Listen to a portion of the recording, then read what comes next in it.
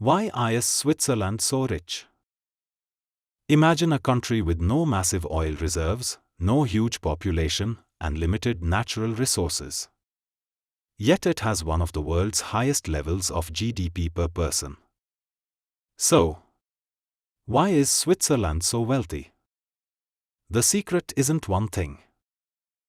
First, Switzerland built an economy around high-value products and services, not raw materials.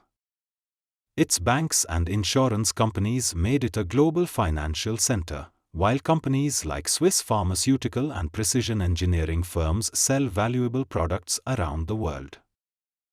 In fact, Switzerland exported around CHF 378 billion in goods and services in 2023. But here's the bigger secret: productivity and innovation. Switzerland spends roughly 3.4% of GDP on research and development, helping its companies compete through technology, precision, and quality rather than cheap labor.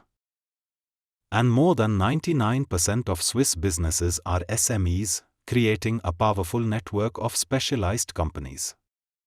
So Switzerland didn't become rich by finding treasure underground. It became rich by learning how to create high-value things the world is willing to pay for. And that's the real Swiss wealth secret.